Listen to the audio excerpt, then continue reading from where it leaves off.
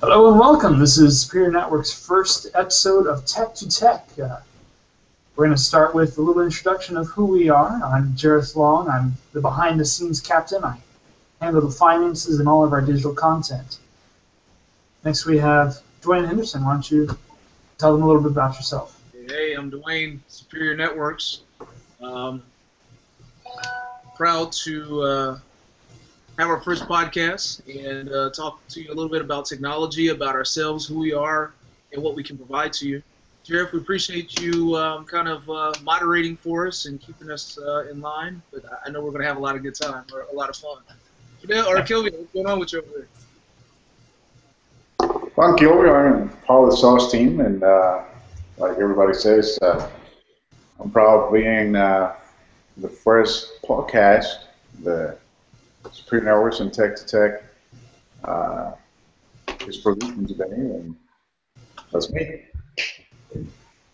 Nice. Yeah, so I hope we have a lot of fun with this.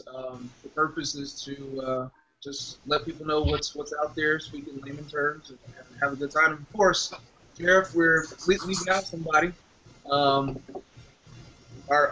tech, who's busy with Google, but we're glad he's took a couple minutes to join us. Fidel, you here? I'm here. So this is being broadcasted using Google Chrome, which is, and inside of Chrome we have Hangouts, which is a part of the whole package of Google Apps that we are a reseller of and we provide to our customers. And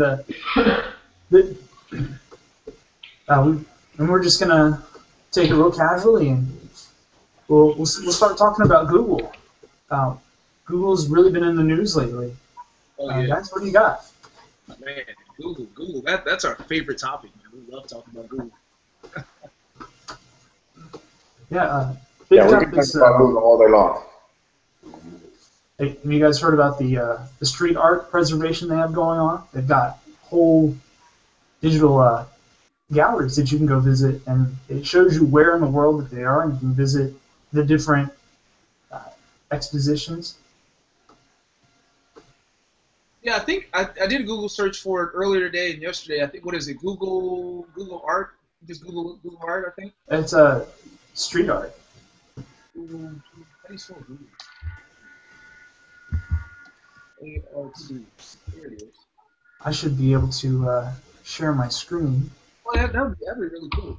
So Google's street art looks like they're doing Google Maps, and they're taking it like inside buildings, and they're finding like graffiti. So any sort of cool graffiti that normally gets spray painted over and it fades away after time, they're capturing it, and people around the world looking at cool Google art. Like, it's really cool. Thanks, Goville. Yeah, google.com/cultural institute/project/street art. But yeah, I just did a Google search for street art, and it's like the first name. What do you like about that, Jared? I've always been a huge fan of graffiti and public art because it's a unique style. Yeah. And it's not something you get everywhere. I like us looking at some of the art. If you move it to the left, you can change locations and see where the art is coming from. That's really neat. It's a channel to anybody that has the talent to use Google to do that. Yeah. I've seen it, like when I went to Google Maps, I was totally looking for different something else. But then again, it was like a total introduction of Google Arts wherever showing someplace in Brazil. Right. I thought it was really cool. I never been a fan of whatever Jeff was saying, graffiti, whatever. But I thought this was pretty neat. They have different locations. What is this island? I was looking at, and it's really breathtaking. They have really cool pictures. Seems like they took like 360 pictures. You can like look of the of the cliffs and stuff. It's really cool. I think mostly it's around in Brazil or South America. In America or South. Yeah. But then again, it's really cool. What Google is doing, it's really cool regarding So, it. so my question is, what's Google up to? Like, I mean, it's cool that they're providing it. Now we have street art, and that's awesome. But what are they really trying to do? What are they up to? Well, Google is a lot of companies are either application or service-based industries, and Google is really moving towards basing all of their services around the people. They're saying, what apps, not what can I make, it's what do people need? How can we put services in front of them that they need on a daily basis or that they'll use? And that's how emails come about. Now they've got instant messaging, they've got the Hangouts, the video, any way of sharing media. They've got their own cell phones. They made their own OS for the cell phones. It's things designed around the person and no longer designed around the computer or the application. Gotcha, gotcha. Or maybe they just love art. You never know because Really? I think so. You never know. Does the Google do anything because they love it? I think somehow like everything they do so far has been connected to advertising and like how they can sell our information. They, they're just appearing to us. I think it is on the same reason why you go to the museums and stuff, or to the art Right, galleries and stuff. It's right, because it's pretty neat, it's pretty unique and stuff. And that idea itself, kind of pull people, right, to do that. Like, because I seen it once and I was like, huh, what about if I check it out this one, or if I check out this one? right. Now the entire purpose why what I was doing is gone because it's just unique that way. Right. Then now I just spend 10 minutes, looking to this, different, thing. Maybe there was some sort of advertisement behind. Maybe that's the original purpose. But whatever they did catch my attention. Yeah, Uh, it's pretty cool. It's really cool the way they're able to capture now inside of buildings and using the map that. It's almost as if they're slowly, literally mapping the world. Every aspect that anyone interacts with in space or in a building, outside a building. I mean, Kilvio and I just we made it on Google Maps. Like if you go out to where's it at, Kilvio? What was that? Where are we at? We're on Google Maps over at the coffee shop. Oh, my favorite coffee shop in Cincinnati. Oh, You guys should Emporium. check it out. Coffee Emporium. That's right. So we were sitting there in Coffee Emporium like 4 weeks ago. I'm gonna see if I can pull it up while we talk. It was like it wasn't even 4 weeks ago. It was about 2 months ago. And this guy came in there with the camera taking pictures, and I was like, "What are you taking pictures for?" Because he was pointing it at us, and he was like, "Well, I work for Google, and I'm doing a Google Maps project, and I'm a freelance photographer, but I've done taking the courses, and they're allowing me to take photos, and your photos will be up on the internet." I'm like, "No way!" So I went and checked not too long ago, and sure enough, we're up there. So let's see, I'm gonna Google Coffee Emporium. yeah, nice. Um, yeah. So anyway. I just feel like they have a bigger purpose, like that we'll find out about, next year. Um, At some point, everybody is gonna be like Google it's gonna be like everywhere. You're not gonna even recognize it when you yeah, say it. Like the same reason why to check your internet connection for some people, right. they just go to google.com just to see it. It has become the standard, like the standard website. If you can reach Google, you messed up. So your internet is not working. It's time to call, your internet provider. So I think that's the same way to appear in your subconscious, even you not know it. Yeah, That's what they're trying to do, and the only way to do it is to make sure that that they're everywhere. You can't move. It's Google. It's Google. right. No, yeah, yeah. I agree. I agree.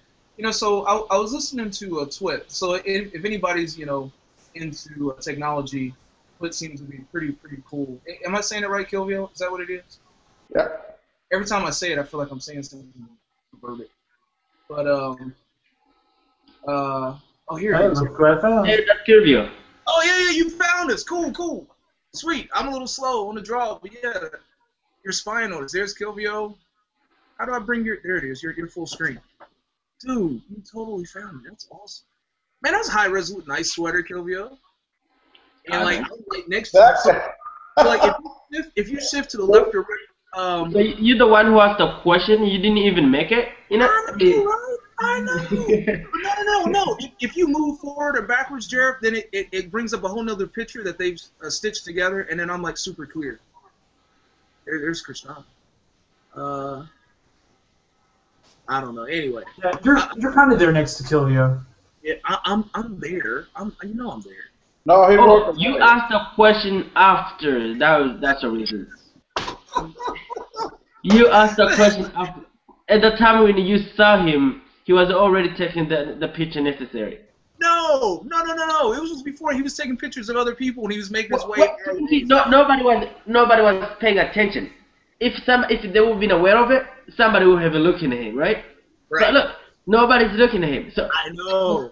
for some reason, he came in, took the picture, and they decided to be like, "Hey, I'm here with Google." You know what? I'm thinking. You're kind of like a ghost in there. Yeah, I know. No, you're not doing it right. You got to move here, dude. I'm gonna do it myself. You got to move like. I've moved all around. No. You're scrolling. You're circling, but you got to actually like physically. You got to tell it to walk left or right, and then come back. Look, I've spent hours looking at myself because I'm like, what?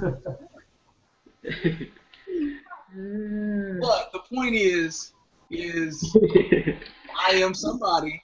Whether you see it in my head or the back of my head, I really was there. But look at how clear it is. Like I can read. Here, I'm gonna share my screen. I can read what's on Kilvio's screen. Like he has Hangouts open. I wonder what do they do? Like you see, like okay, you see, like sometime like in downtowns and stuff. Yeah. Like you see people standing doing their own stuff, whatever. What if they happen to pass by, right? What if a Google person happened to pass by, right? Yeah. What was it Kilvio sharing, by the way, on that picture? I don't know. Was that an inappropriate picture? I don't know.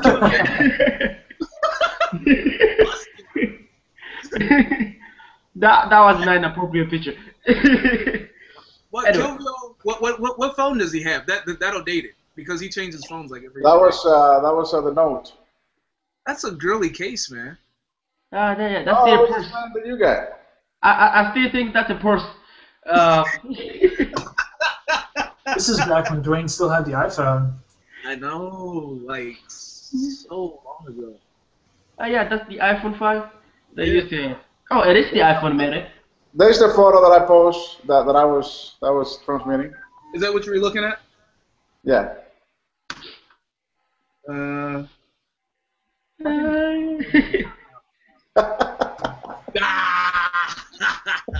Which photo? I haven't seen yet. What did you put? Huh? We can't broadcast that one. Okay. I thought it was an appropriate picture. Okay, anyway. So here's an opportunity like to really like talk about this. So right now, Jared found Google Plus, which allows us to broadcast this. What we see on Kilvio's screen is he's using Google Hangouts, which at Superior Networks we spend a lot of our time migrating clients from whatever email solution you have. If you have Exchange, if you have something that just totally sucks, give us a call. Kilvio answer the phone. It's 937-985-2480. And he'll talk to you about how to improve your email solutions through Google Apps. And when you get Google Apps, you get email, which is best in class. You get gigs upon gigs upon gigs of free space.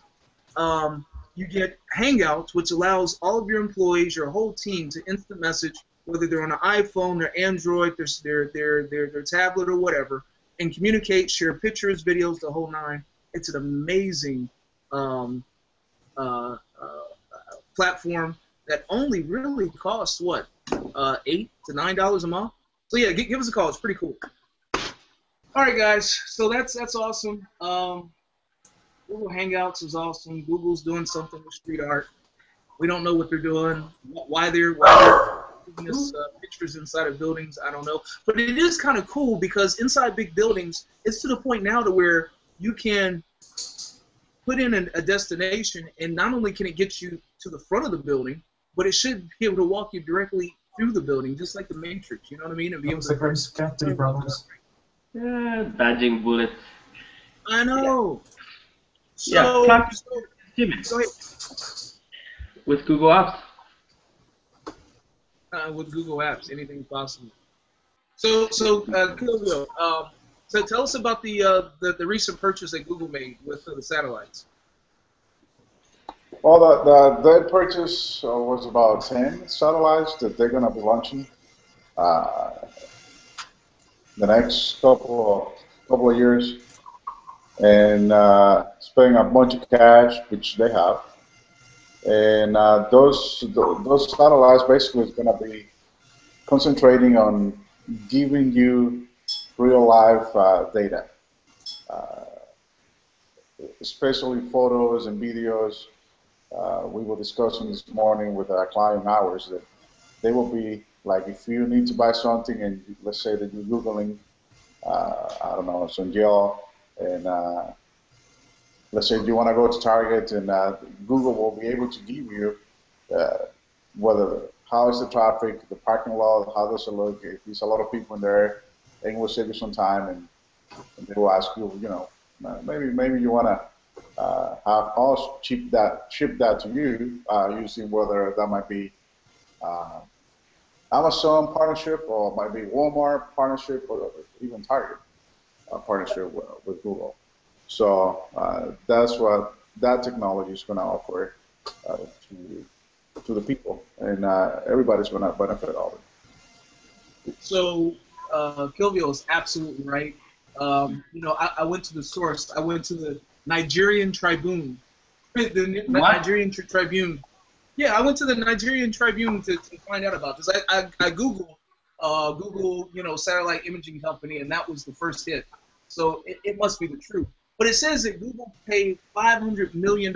So, you know, what's that, $500 million? $500 million to purchase a satellite imaging company. Company called Skybox, and they used $90 million worth of funding to get these teeny tiny satellites up in space. And so these tiny satellites is like what we're used to right now. Is Google has satellites that they have contracts with, where they're getting our still footage, you know, images that we're using for Google Maps. But Skybox has live video feeds. And right now, Google says they're not making it available to the public, but it is available to retailers or big corporations that want to purchase the live footage so they can do analytics against it. And like what Kilvio said, to use the analytics to tell about, you know, smoke plumes that's coming out of factories and like how long is the smoke trail. That tells how much, you know, pollution they're putting up into the sky and all sorts of things like that. And it has application to, you know, like retail. And can you imagine like driving along and all of a sudden Google up in the sky can see that traffic is stopping or see that there's a massive change in conditions, and it notifies you and redirects you and shows you what you should expect right in front of you in real time? That will be amazing. And, That kind of also brings us back to the privacy topic, and which is really, by the way, like a real concerns and stuff. yep. You know, given that, you know, even anybody now can use it. If that is made for public, that means I can look you up, and see if you're home. Then make sure that you get in a car, live the, you know, maybe 5 to 10 miles. Then they come in, and by the time that the police get to your house, they're probably gonna take whatever 30 minutes, but, you know, just in case you forgot your suitcase outside. I'm pretty sure Google is handling it. I'm pretty sure that they're coming up with a, you know, a better way. How do they make sure that that situation doesn't happen, right? But either way, it is really cool, you know, to be able to see maybe like a live traffic, or, getting it, being up to date, and to be able to get to somebody's house, you know, with live feed. That's really cool. Right. I definitely see the potential for abuse in that, though. Yeah, okay. But I like you know where Google is heading and the things that they're doing. Uh, they're just doing so many things. It's kind of hard to keep track of all the things that they're doing. And even though people have a lot of concern about privacy, uh, but when you really look at it, at privacy is, I mean, everybody's sharing everything on Facebook, Yeah, that's a good thing. Instagram, and anywhere else. Right. So Google is just compiling that information and making use of it because uh, Facebook is only selling you ads. And while you're using Facebook or Instagram, they're about to start doing that too. And in the next couple of months, they're going to be advertising heavily. So Google actually doing something with information that is somehow is benefiting you and helping you to do things like using Google Now and knowing your habits and pattern of things that you do. So I feel like I don't have any problem with Google. I use it all the time and switch platforms between Apple and Android. And I enjoy having Google Now and taking advantage of what that offers to me. So I think you're right. I think the first group that comes to the party always gets all of the pressure. So I think Google is the first one that's really pushing the limits and making people ask the question. It doesn't mean that they're going to be the first ones that's going to expose people's privacy and mess it all up. Because they have so much attention, that to me that's kind of a good thing. I mean, I feel like everybody's watching them and they're least likely to make the big mistake. But somebody's going to do it. Um, but you know what? The thing is like, the first person that found out fire was fire. I'm sure he got a bunch of pressure. Like, dude, what are you doing? We've never seen fire before. That's crazy technology.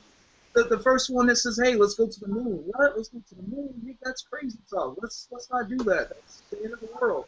And I think we feel the same way about this new thing called the internet. I think it just is intimidating, it's scary because it's so new and it's actually doggone cool. So like Kilvio, I think, or somebody brought up Google Now.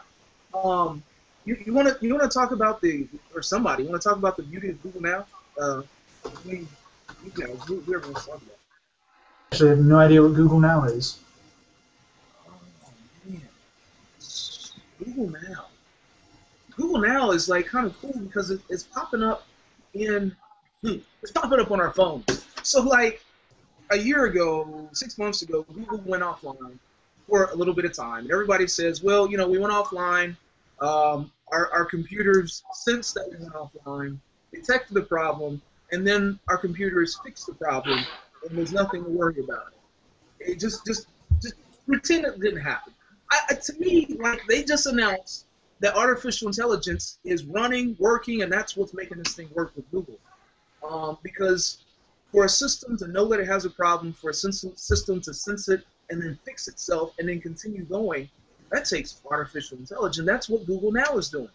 So on your smartphone, you can download the app, iPhone and Android. You can correct me if I'm wrong, but there's these little slides that pop up, and these slides that anybody has an Android is familiar with it, but it makes these assumptions based upon your interests. So it tells me that the Reds are, since I'm close to Cincinnati, spent a lot of time in there. It figured out that I'm just like the Reds, and the Reds won against the Pirates 6-5. It tells me the temperature right now is 91 degrees where I'm at, and then as I travel, it tells me like earlier today, Kilvin and I were having lunch at J. Alexander's. Big club J. Alexander's, all that. And we were at J. Alexander's, and it was telling me.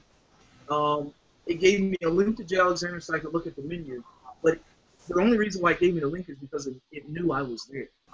And so it's making these assumptions based upon data that it's learning, based upon how you use the device, what things you search for, what sites you go to. And now that Google Chrome is connected amongst devices, if I search for something on my phone, if I search for something on my computer, if I search for something on my tablet, Google knows about all that. And it's using that data, hopefully, on the up and up, and honestly, but it's using that information to give me, or using that data to give me information that it believes that I care about. It's Google Now, so it's the next big thing.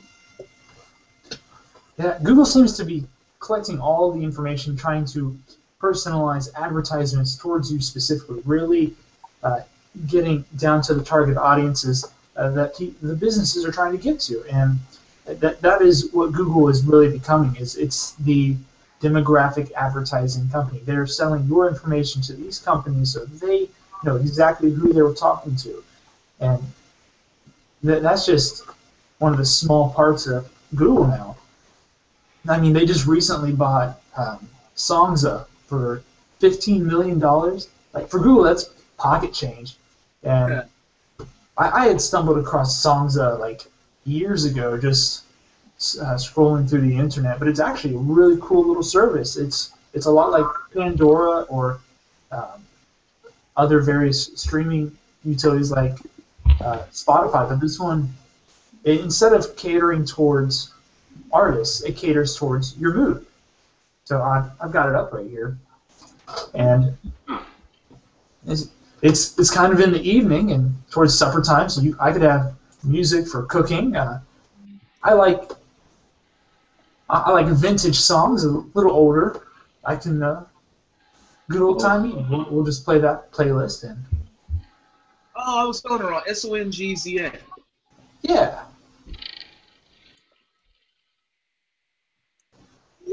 Yo, Fidel, you guys hip to this? Because I didn't know anything about Songza. This is new to me. I have no idea. This is my first time.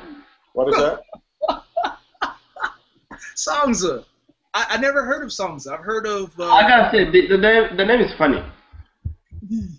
Yeah, I mean, it's just this chill little website that if you don't know what to listen to, you can let it pick for you. It's Can you specify specific artists, or how does this work? well, on this left side, I've found that there's genres. So if you have a particular style that you like this is just what I'm in the mood to hear, you can definitely find it. But I've not been able to hit a particular artist. You can separate it by time, your mood, what you're doing, whatever you're feeling for. And it's a great little service. It's kind of like a radio.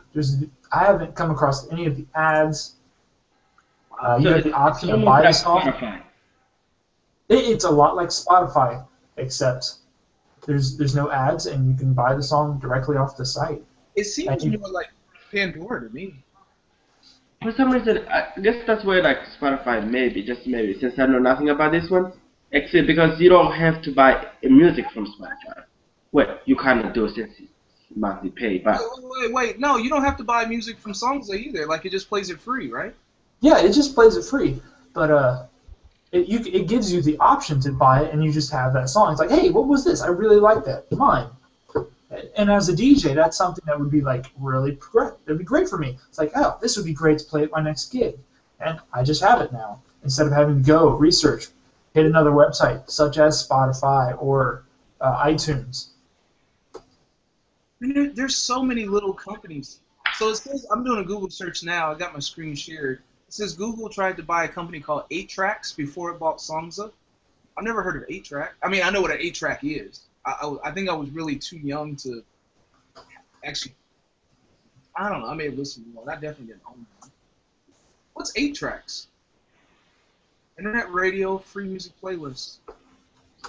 It's just another streaming service. hey guys, I apologize in advance. I have like stream calls and stuff, so I keep muting up my microphone because I have the calls and stuff. So just to let if any of you guys are curious. It's funny that you bring up viruses. Bill has. No, I mean a call, not a virus. Oh, okay. Yeah. Well, and Google will probably take this before anybody else, but if you were a computer, you could use our new backup application to recover from that. Yeah, there's a lot of people who sell disaster recovery when you need like disaster prevention. Something goes down, you don't want to have to try and recover it. You need to be able to just have it. And there are cloud services that do that, like StorageCraft. It'll have multiple redundancies. If any one of them goes down, you could wipe it, re-forward it back, and there it is. There's a flood. And you lose all your data that's on site. You've got it in the cloud, so you don't have to worry about it. Earthquake takes you out, well, no need to worry. You can set up shop somewhere else. Yeah, I agree. The thing with selling backup solutions, it's like you don't need it until you need it. And so with everybody having a tight budget, it's like, I really want to spend thousands and thousands of dollars to protect myself for that what if scenario. So we just went to this cool seminar. We posted it up on our social media. We went to ASCII, and they treated us nice. We appreciate ASCII for feeding us and wining and dining us. But we really appreciate them, educating us.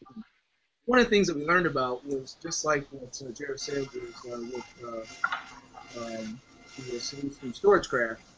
They allow you to make a backup of your server and desktops, leave that backup local so that you know where your data is, and then you can replicate it off-site. So you can replicate it off-site to a data center, or you can replicate it off-site to your home, or to your CEO's home, or to your manager's home, wherever you want to put it. We like to put it in our data center and host that for our clients. But it's a really nice way to know that everything's backed up. We take snapshots every 15 minutes. So if you have a problem, if you have a virus, you have an issue, we can spend the hours to try to fix it, or we can just restore it to the last 15 minutes. It takes less than 20 minutes to do a restore, and poof, everything comes back and you keep on going and save the day. We do the majority of our work remote, and so we can hop in really quick and take care of a situation, get your data restored, and you can keep on about your day. So storage craft, big ups. We really appreciate what you guys are doing, and appreciate ASCII for having the show so we can learn about that. Well, we're getting close to the hour mark. We're about 48 minutes into this video, so we should cut this short. This is not sponsored by anyone but Superior Networks. We're your break-fix solution Google Apps resellers. If you have any questions, want to know more about us, you can give us an email or go to our website at superiornetworks.biz. We look forward to seeing you. All right, we'll be putting these podcasts out about once every week to every other week, so we'll see you next week. Awesome. See you later, Awesome. guys. Yeah, it's been fun, guys. All right, it's been awesome. See you guys.